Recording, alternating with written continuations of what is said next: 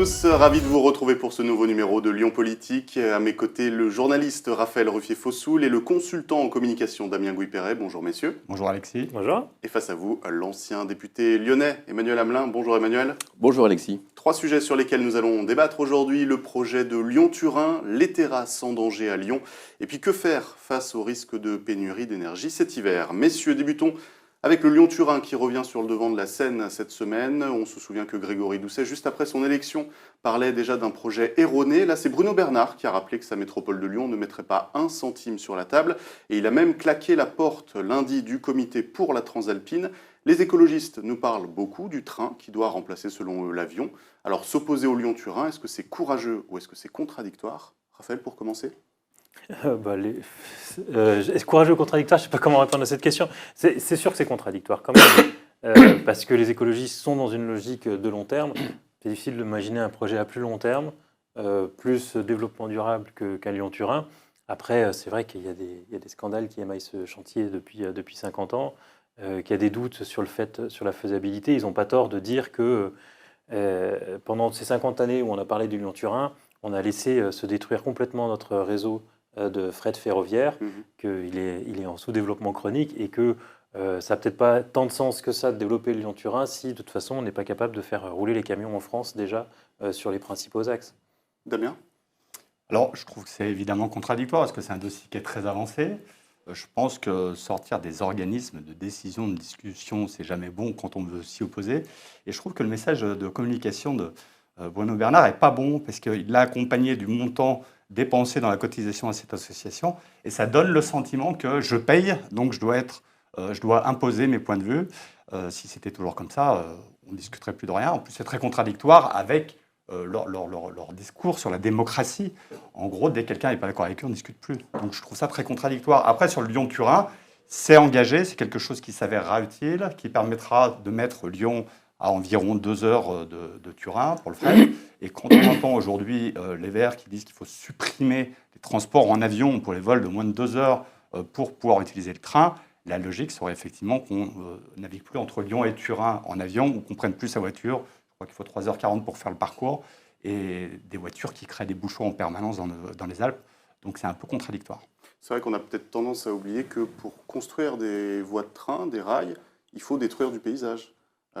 Jusqu'à présent, le réseau ferroviaire de France n'est pas passé uniquement sur des cailloux. Il a fallu détruire des villages, aplanir des terrains, détruire des forêts, etc. Est-ce que là, pour Lyon-Turin, qui est un projet important, est-ce qu'il ne faut pas faire le deuil, effectivement, d'une partie du paysage? Évidemment, on parle de Lyon-Turin, mais ce n'est pas que Lyon-Turin, c'est Lyon-Turin-Milan, c'est Paris-Lyon-Turin-Milan. Donc on est sur un parcours qui est beaucoup plus long. Quand le choix a été fait à Lyon-Turin, on a fait le choix effectivement de détruire une partie de la nature, mais pour un projet à long terme qui est censé la préserver. Donc maintenant que le choix est fait, j'aurais tendance à dire qu'il est trop tard. Emmanuel, votre position sur ce serpent de mer qui est aujourd'hui rejeté complètement par les écologistes lyonnais? Ils ne sont pas à une contradiction près. Ils veulent des modes doux. Ils ont déjà en 1997 torpillé le projet Rhin-Rhône, qui était un projet de développer les voies fluviales pour le transport.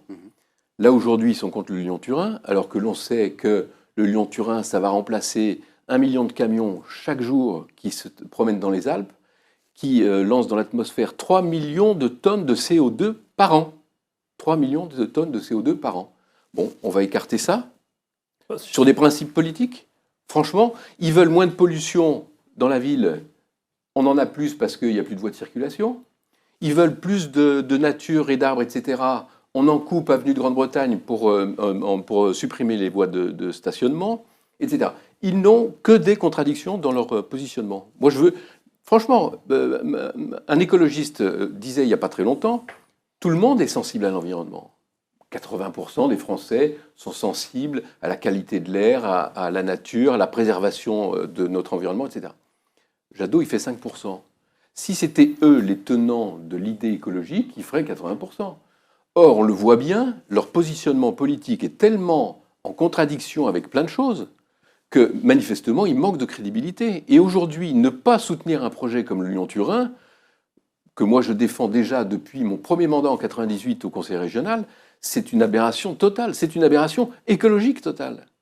Bien évidemment que ce projet doit se faire, Il se fera probablement, beaucoup de choses ont déjà été engagées, de par l'État français, de par l'État italien et de par l'Union européenne.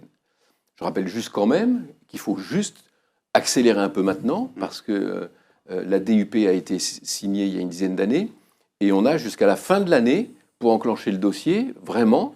Sinon, 50% de la subvention qui est l'Europe tombe à l'eau. Ça ne veut pas dire qu'elle est perdue, ça veut dire qu'on va perdre 3-4 ans pour faire une nouvelle DUP, etc., etc. Je rappelle que le projet, c'est 18 milliards et que la subvention européenne, c'est 9 milliards. Donc, il serait quand même grand temps maintenant d'enclencher le dossier, d'aller jusqu'au bout. C'est un dossier écologique qui préserve l'environnement, qui facilite les déplacements, qui a donc toutes les raisons d'être soutenu, y compris, normalement, par les écologistes. Raphaël, on peut rappeler peut-être que Bruno Bernard ne s'oppose pas pour le plaisir de s'opposer sur le fret ferroviaire. Il rappelle que pour les accès, en tout cas, à la ligne du Lyon-Turin, pour le moment, rien n'est prévu, rien n'est fait, et ça pose un vrai problème. Oui, quand on est dans le réel en politique, on est toujours en contradiction entre son discours et la réalité. Ça, Non, c'est pas pas toujours. propre aux écologistes. Et pour le coup, c'est pas forcément ceux qui sont le plus contradictoires, parce que avoir vanté le Lyon-Turin pendant 50 ans et avoir laissé se détruire complètement notre réseau de fret ferroviaire et n'avoir rien investi dans les lignes qui étaient beaucoup plus simples en réalité, hein. Une ligne de train entre Lyon et Paris, c'est quand même sur du plat. C'est pas pour rien que c'est là où on a construit les principaux axes. Il n'y a aucune raison qu'on n'ait pas réussi en 50 ans à supprimer les camions sur cet axe-là, par exemple. Donc ça, c'était des investissements qui étaient beaucoup plus simples à réaliser, qui n'ont pas été faits. Donc les contradictions, quelque part, il y en a partout. Non, mais on peut toujours faire plus, bien le sûr. Rhin-Rhône. Mais c'est pas parce qu'on peut faire plus qu'il faut faire moins. Franchement. On peut commencer par faire le plus évident, déjà. Et ce qu'il dit, ce qui était intéressant sur le fret ferroviaire, c'est que finalement, c'est une position de sa part qui est assez pragmatique. Ils sont évidemment pour le développement du fret ferroviaire à long terme, mais ce qu'il dit, c'est que de fait, on n'arrête pas d'en parler, on ne le fait jamais. Et aujourd'hui, il vaudrait peut-être mieux, si on n'est toujours pas décidé à faire de fret ferroviaire, à y renoncer et à investir massivement dans des camions à hydrogène pour pouvoir avoir une solution à un horizon 10 ans, 5 ans, 10 ans. Ça a été relativement rapide, alors que le fret ferroviaire, on sait que c'est quelque chose qui ne peut se faire que... Enfin, c'est un horizon forcément lointain. Oui. Alors, investissons dans le camion à hydrogène. On va laisser passer les 3 millions de camions dans les Alpes entre l'Italie et la France et on aura réglé le problème. Franchement, l'histoire des camions, c'est pas cohérent. Si on faisait le Lyon-Turin uniquement pour le fret ferroviaire, on l'aurait... Ce qui n'est pas le cas d'ailleurs. En fait, c'est pas vrai. C'est-à-dire que c'est le principal argument qui est utilisé, mais c'est là où il est le moins convaincant, le Lyon-Turin. Parce qu'il y a déjà des lignes qui existent, qui sont sous-exploitées aujourd'hui. Ok, c'est peut-être un petit peu plus long en train, mais enfin, pour des camions de marchandises, c'est quand même vraiment pas un problème que ce soit long. Donc, si le développement du fret ferroviaire était la logique du Lyon-Turin, en fait, on aurait déjà au moins atteint la limite des équipements existants. Donc, c'est pas vrai. On utilise cet argument parce qu'on n'ose pas dire qu'avant tout, le Lyon-Turin, on veut le faire pour du business, des passagers, des visiteurs, du city break, etc. Non, franchement, c'est réducteur. En fait, je vous rappelle que le Lyon-Turin, une fois qu'il sera construit, on pourra emmener des voyageurs, on ne pourra pas emmener du fret. Pourquoi ? Parce que tous les axes qui permettent d'amener du fret au Lyon-Turin ne seront pas construits.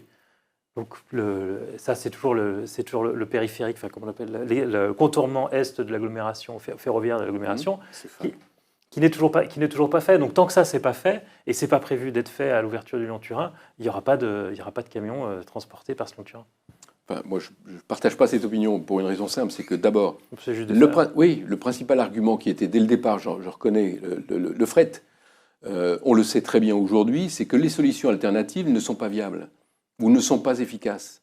Alors on a entendu depuis 10 ans, évidemment, les uns et les autres dire qu'on pouvait faire ceci autrement de telle manière ou de telle autre manière, mais dans la réalité des faits, on se rend bien compte que la solution la plus efficace, si on veut favoriser le fret, éviter la pollution et surtout les rejets de CO2, c'est le Lyon-Turin.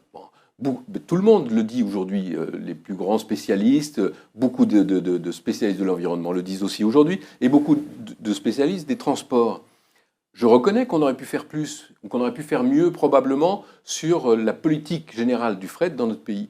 Mais ce n'est pas encore une fois parce qu'on a été faible sur une politique globale qu'il faut sur un projet emblématique en plus lever le pied. Au contraire, si ça peut permettre de rattraper le temps perdu et de récupérer les pots cassés d'une politique qui n'a Faites un peut-être pas super été assez équipement forte, de ferroviaire. faisons-le. Vous faites un super équipement de ferroviaire à la frontière, il n'y a pas le réseau en France.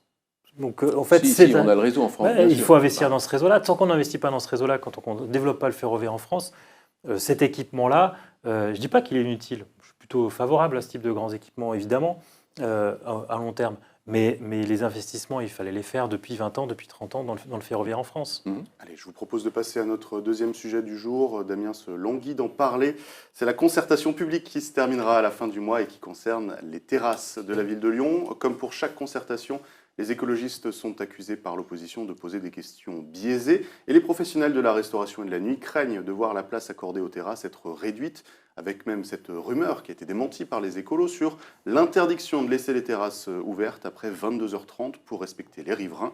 D'où ma question, le bien-être des habitants passe-t-il avant la vie nocturne de la ville ?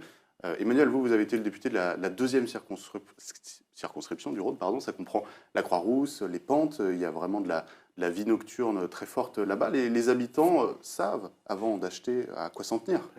Mais évidemment, quand vous avez un projet de vous installer rue Mercière, par exemple, vous doutez bien qu'il y aura un peu de bruit en dessous de la fenêtre. Et que si vous n'avez pas du double ou du triple vitrage, ça peut vous déranger. On le sait. Donc pour autant, ceux qui, tout en sachant ces nuisances, se sont installés rue Mercière, ils ne vont pas, maintenant qu'ils y sont, dire « ça fait trop de bruit, maintenant il faut arrêter les terrasses ». Bon. Donc il faut trouver évidemment un juste équilibre. Bien sûr que la tranquillité publique, c'est un sujet qui est important.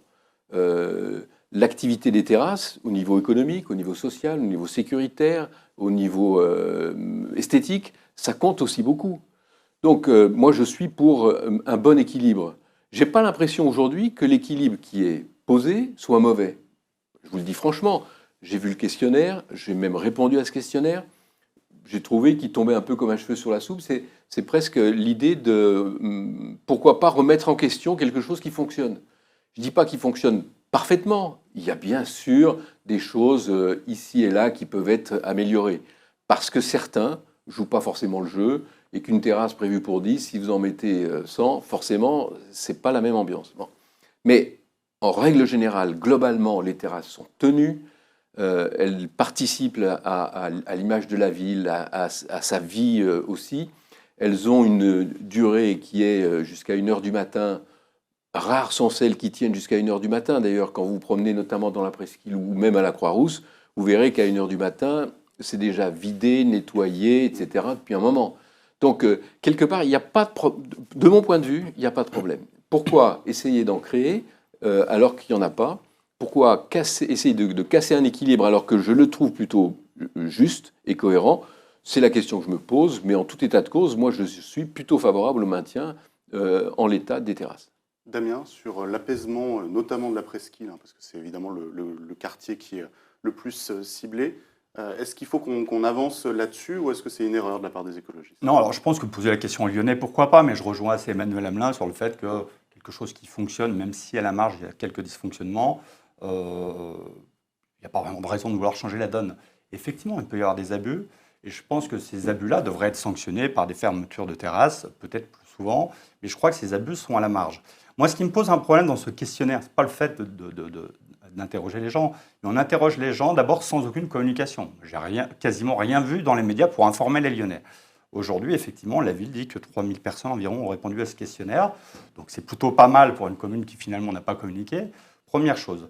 Deuxième chose, je pense qu'avant de poser la question aux Lyonnais, il faut leur donner des éléments, des informations. Combien de terrasses à Lyon ? Combien de mètres carrés et combien de places de stationnement sont supprimées ? Combien de plaintes contre ces terrasses dans l'année ? Quel est l'impact économique pour les commerçants ? C'est quand même quelque chose qui est important. Quand on a ces données-là, après, on peut commencer à répondre au questionnaire. Le questionnaire, je trouve un peu biaisé quand même. Il y a deux questions qui ont retenu mon attention, la 7e et la 10e question, parce que moi aussi j'ai répondu au questionnaire, qui est plutôt pas mal fait. La question 7, c'est une question à laquelle on est obligé de répondre, de donner un ordre de priorité, donc on est obligé de répondre à toutes les questions. Ça vous oblige à répondre, même si vous répondez à la 5e ou 6e place à une question, ça vous oblige à cocher une croix de quelque chose avec lequel vous êtes en désaccord total. Par exemple, il y a une question qui dit, est-ce que, donc, classer dans l'ordre sur le déplacement piéton et le handicap du déplacement piéton, etc. Je suis obligé de cocher cette case. Eh bien, moi, je n'adhère pas au fait que c'est une problématique pour le déplacement piéton. Donc, à un moment ou à un autre, ma stat va être utilisée pour venir s'additionner à ceux qui l'ont classé en premier. Première chose. Et deuxième chose, à la fin, on vous demande dans quel arrondissement vous êtes. La problématique dans les arrondissements n'est pas la même. Le 6e arrondissement, c'est 300 terrasses. C'est l'arrondissement qui a le plus de terrasses. Évidemment que dans le 6e arrondissement, on va avoir plus de gens qui vont se plaindre des nuisances que dans un arrondissement, dans le 9e, où il y a très peu de terrasses. Donc ça veut dire qu'à la lecture de ce sondage, on va se dire « Ah, dans le 6e, il y a un problème, donc on va régler peut-être des problèmes dans le 6e. » C'est normal, il y a plus de terrasses. C'est ça qui me gêne. Le reste, poser la question, faire la démocratie participative, pourquoi pas. Autre chose qui me gêne aussi, c'est que les seules personnes qui ont été informées sont les gens qui sont mécontents. Il y a des problèmes qu'on peut régler sur la sécurité. On l'évoquait hors antenne. Vous avez 30 sièges sur votre terrasse, vous avez le droit à 30 personnes sur votre terrasse. Effectivement, dans le 6e, on a quelquefois des restaurants avec 30 places assises et 700 personnes qui sont debout autour. Donc là, on peut comprendre effectivement qu'il y a des nuisances pour les riverains qui, eux, contrairement à la rue Mercière, ne sont pas venus s'installer en connaissance de cause, puisqu'on a des cafés qui apparaissent ici ou là. Donc la question, oui, mais qu'elle soit bien posée. Raphaël ? Dire qu'il n'y a pas de problème, il y a quand même des signaux d'alerte inquiétants dans l'agglomération. Ça ne concerne pas que Lyon, mais ce sont les départs des familles. Il y a 60 classes qui ferment cette rentrée à Lyon. C'est pas rien. Et pourquoi les familles quittent les centres-villes? Parce que Pas à cause des terrasses, franchement. Si vous mettez les terrasses dans la raison qui fait que les familles partent de Lyon, je pense qu'on est à côté du débat, là, franchement. Eh bien, si, je vous dis clairement que ça fait partie dans les témoignages qu'on peut recueillir. Donc, ils disent que, notamment la Croix-Rouge dont vous parliez tout à l'heure, quartier qui était pour le coup très familial et très tranquille. Quand des gens, il y a des coins où il n'y avait pas de terrasse qui se sont développés et qui maintenant sont ouverts toutes les soirs, et la Croix-Rousse c'est devenu un lieu assez touristique finalement. Toute l'agglomération va à la Croix-Rousse pour boire des verres le soir, et c'est quasiment toute la semaine. Ça change un peu du bruit le samedi soir quand on en a toute la semaine. Donc moi je suis un grand défenseur des terrasses. Je trouve que pour que les familles restent en ville, il faut leur permettre de se réapproprier l'espace urbain. Se réapproprier l'espace urbain, ça veut dire enlever des voitures, laisser de la place aux piétons, laisser de la place au parc, aux enfants. Les terrasses, la journée, pour les enfants qui jouent dans le parc à côté, c'est parfait. Et on a été beaucoup trop prudents sur les terrasses toutes ces années. Donc c'est un des vrais gains de la période Covid, c'est qu'on a démultiplié la taille des terrasses. La ville devient beaucoup plus agréable grâce à ça. Donc je ne suis pas du tout en train de dire qu'il faut remettre en cause les terrasses. Mais objectivement, si on ne veut pas que certains quartiers deviennent des quartiers beaucoup plus touristiques que résidentiels, il faut quand même se poser la question des nuisances, parce qu'il y a de plus en plus de remontées effectivement, d'habitants qui ont des terrasses en bas de chez eux, qui avant ne faisaient pas de bruit et maintenant en font tous les soirs. Damien ? Je crois que, parce qu'on parlait de la presqu'île principalement, il y a quand même des quartiers de la presqu'île qui se vident et qui n'ont pas de terrasse. J'ai vécu rue des Archers, il n'y a aucune terrasse. Je peux vous garantir que dans l'immeuble, il n'y a plus un habitant, il n'y a plus que des bureaux aujourd'hui. Les gens partent du centre-ville, pas pour des raisons de terrasse, parce qu'il y a des rodéos, parce qu'on n'arrive pas à se garer, parce qu'il y a de la pollution, parce qu'il y a de l'insécurité, et parce que les familles n'arrivent plus à se loger. Le coût du loyer est devenu exorbitant dans la ville de Lyon, dans l'hyper-centre, mais aussi dans le 6e arrondissement. Donc les gens, effectivement, partent. On a un seul... Ne caricaturez pas, je ne suis pas en train de vous dire qu'ils partent à cause des terrasses. Évidemment que la critère de logement... C'est comme ça que les gens veulent comprendre. Mais c'est évidemment une raison qui est évoquée dans la qualité. Il y a quand même une... Et puis, il ne faut pas si oublier l'effet Covid. Si on doit faire un ordre hiérarchique, ça arrivera probablement en dernier sur la liste. Et puis, l'effet Covid. Sécurité, déplacement, pollution et autres, etc. Ça, ce sont les raisons qui font que les familles, en règle générale, comme dit Damien, quittent la ville pour trouver un cadre de vie plus facile, plus agréable, plus sécure, etc. C'est pas parce qu'il y a du bruit sur les terrasses. Franchement, ça arrivera vraiment en tout dernier de la liste. En sachant que les terrasses, qui dit terrasse dit vie nocturne, dit insécurité. C'est aussi lié, d'une certaine manière. Alors, je ne suis pas tout à fait d'accord avec cette analyse. Je pense que, effectivement, ça peut créer un peu d'insécurité. En revanche, quand vous avez des rues qui sont dans le noir, je pense par exemple dans le 6e arrondissement à la rue Pierre-Corneille ou à la rue Molière, que vous n'avez aucune terrasse ouverte, vous êtes en insécurité. Quand vous avez des points lumineux, que vous avez un peu de vie, vous vous sentez en sécurité. Je pense que c'est très rassurant pour une partie de la population.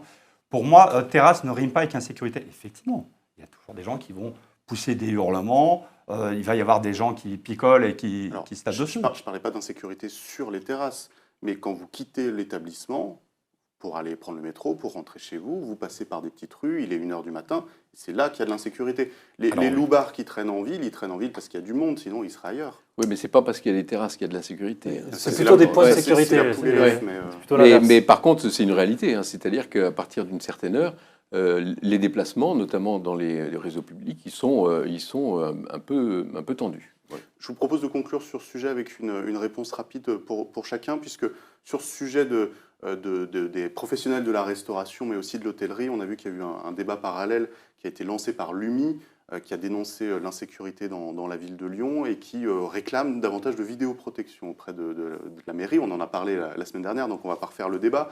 Mais est-ce que selon vous, c'est un vrai sujet? On a vu qu'ils se sont alliés à la préfecture hier pour faire pression sur Grégory Doucet.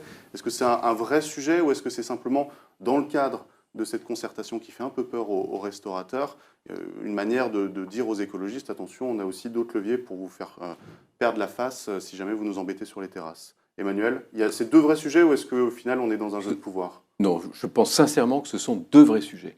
Le sujet des caméras de vidéosurveillance, vous en avez parlé effectivement la semaine dernière, oui. C'est un vrai sujet. La sécurité à Lyon, c'est un vrai sujet. Et il y a, de ce point de vue-là, beaucoup à faire et beaucoup n'a pas été fait. Donc, notamment sur la vidéosurveillance. Donc, parler de vidéosurveillance, c'est aborder les problèmes de sécurité de manière précise. Voilà. Et donc, je pense qu'ils ont raison de le faire. Et ce n'est pas parce qu'ils le font maintenant que ça peut avoir une incidence sur le combat qu'ils mènent par rapport aux terrasses. Je pense que les deux choses sont vraiment disjointes et qu'il faut les traiter chacune de leur côté en fonction de leurs thématiques, qui sont encore une fois, de mon point de vue, différentes. Raphaël, un peu plus rapide qu'Emmanuel, s'il vous plaît. Non, mais après, sur la question de sécurité, je n'ai pas envie de revenir sur les vidéosurveillances, mais s'appuyer sur le réseau des patrons de café est aussi une évidence. Ils peuvent être ils le sont d'ailleurs en réalité. On parlait des terrasses tout à l'heure. Je ne suis pas d'accord avec vous, c'est plutôt un point de sécurité plutôt qu'un point d'insécurité. Parce que les patrons de bar assurent la sécurité sur leur terrasse et ils ont fait aussi beaucoup de travail sur la tranquillité des terrasses.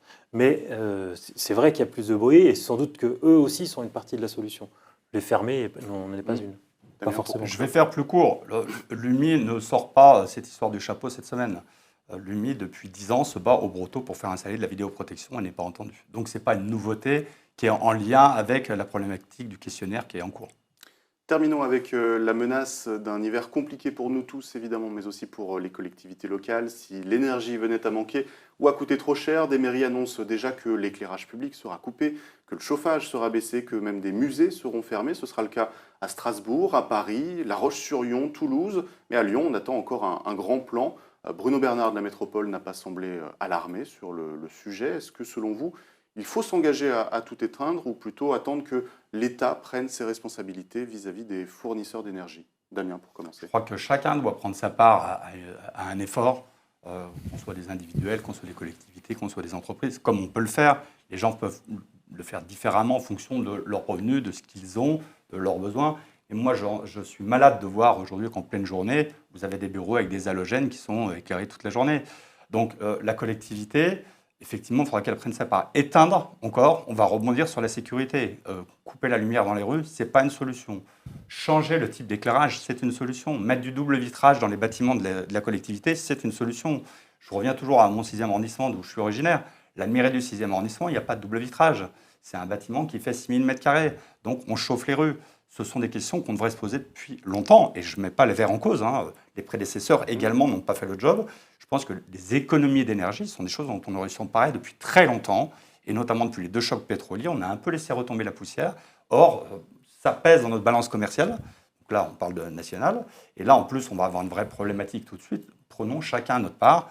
Débranchons les trucs inutiles, les cafetières qui sont branchées toute la journée, éteignons la lumière quand on ne repasse pas dans la pièce. Et dans les collectivités, je pense qu'il faut faire beaucoup de pédagogie, effectivement, auprès des gens pour qu'ils éteignent leurs ordinateurs le soir. Commençons par ça avant de couper la lumière dans les rues. Raphaël, on interrogeait le président de la métropole aujourd'hui, Bruno Bernard, qui finalement tient un discours assez étonnant, peut-être même de droite, en disant nous, à la métropole, on a de l'argent, donc on ne va peut-être pas éteindre la lumière et baisser le chauffage cet hiver. Ah non, c'est pas ça qu'il dit. Non, c'est ce que j'ai compris. Non, ce qu'il dit, c'est qu'il faut privilégier le long terme plutôt que des mesures qui peuvent coûter très cher et qui n'ont pas d'efficacité. Donc, ce qu'il dénonçait, c'était notamment l'aide sur le litre d'essence. Je crois que c'était ridicule de mettre 8 milliards là-dedans quand on a mis, sur les 20 dernières années, 2,5 milliards sur les réseaux de transport en commun des régions. Donc, Son discours était plutôt celui-là. Après, ce qu'il rappelle, il n'a pas fait d'annonce majeure sur ce qu'il ferait cet hiver. Il est plutôt dans la logique de renforcer l'isolation thermique des bâtiments, le méthanier pour produire son propre gaz. Donc c'est plutôt être sur une logique de long terme, parce qu'il dit de manière assez pragmatique sur la réduction des... Je lui ai demandé, est-ce qu'on peut arriver à réduire de 10% notre consommation au niveau de la métropole? Il dit, en fait, je suis incapable de vous répondre parce que ça dépend essentiellement du froid. S'il fait très froid cet hiver, on ne réduira pas de 10%, même si on fait beaucoup d'efforts. Donc évidemment, on va essayer de réduire à 19 degrés le chauffage de tous nos bâtiments. Mais quand on dit 19 degrés, c'est évidemment une moyenne. Il y a beaucoup de bâtiments, notamment la métropole, où l'isolation thermique est à parfaire. La mairie du 6e en fait partie aussi. Où si on met 19 de moyenne, ça veut dire que c'est 14 dans certains bureaux. Donc ça veut dire que certains bureaux, on ne travaille pas. Donc en fait, donc voilà, ils ont essayé de faire déjà ce 19 degrés l'année dernière. Ils ont reconnu qu'ils n'y avaient pas réussi, que ce n'était pas suffisamment bien préparé. Ils espèrent y arriver cette année, mais il n'est pas dans des annonces choc de dire qu'ils vont y arriver alors qu'il n'est pas sûr. Par ailleurs, il s'est plutôt opposé à l'idée de fermer des services publics pendant cet hiver, donc des musées. Il y a 2 musées dans l'agglomération qui sont concernés, ou d'autres types d'équipements. Il estime que le service public doit continuer pour l'instant. Emmanuel, la position de Bruno Bernard, elle vous parle? Bon, elle me choque pas particulièrement. Je suis comme Damien et comme beaucoup d'autres. Je pense que chacun doit participer à un effort collectif. On sait qu'il va falloir faire des efforts. On sait que les temps vont être un peu plus difficiles maintenant et que l'énergie a un coût qui augmente tout le temps. Donc il faut que chacun fasse son effort et les collectivités aussi. Après, de quelle manière? Chacun a le choix parce qu'il y a une palette qui est assez large quand même en termes d'intervention. S'il considère que c'est sur l'isolation thermique qu'il faut mettre le paquet, il a peut-être raison, pourquoi pas? Si ça apporte des résultats, tant mieux et c'est très bien. Ça n'apportera pas des résultats dès cet hiver. Oui, mais peu importe. S'il est dans une logique de long terme ou de moyen terme, ça ne me choque pas en tout cas. Par contre, effectivement, moi je mettrais une hiérarchie, je mettrais des priorités. C'est-à-dire que moi je pense que ce qui doit être fermé en dernier, ce sont les services publics. Et je mets dans les services publics, y compris les musées ou des choses comme ça. Bon. Ça doit être le dernier stade sur lequel on peut intervenir. Parce qu'avant, il y en a beaucoup. Avant, il y en a beaucoup. Je prends par exemple un de mes amis qui est le plus gros réseau d'agences de voyage en France. Lui, il a pris la décision, mais il y a déjà quelques semaines, d'éteindre toutes ses devantures à partir de 19h. Bon. Donc, c'est une démarche qui est, de mon point de vue, utile. Après, il faut trouver, et de bon sens. Donc, si les entreprises, les commerçants, etc., peuvent faire des efforts de leur côté, et ils le peuvent, et il faut qu'ils le fassent, les collectivités locales doivent aussi accompagner ce mouvement. Mais il y a des contraintes, Damien le disait, notamment la sécurité. Si on éteint les lumières dans une rue, effectivement, la rue, elle est totalement insécure. Donc, il faut faire les choses avec pragmatisme.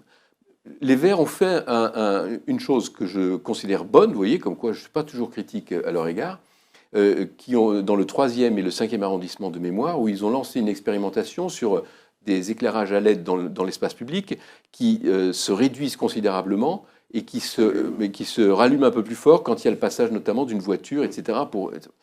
Il se trouve que ça a été fait depuis un peu plus d'1 an, qu'il n'y a pas d'alerte particulière en termes de sécurité, donc on considère que ça n'a pas eu d'effet négatif sur la sécurité. Eh bien, si cette expérimentation elle a été bien faite, je ne dis pas qu'elle est possible dans tous les arrondissements, mais il y en a probablement dans le 7e, dans le 8e, etc., ou dans d'autres quartiers de la ville, des endroits où ça doit être possible. Essayons d'aller aussi sur des terrains comme celui-ci, qui me semblent tout à fait pertinents et qui peuvent générer des économies, à mon avis, assez substantielles.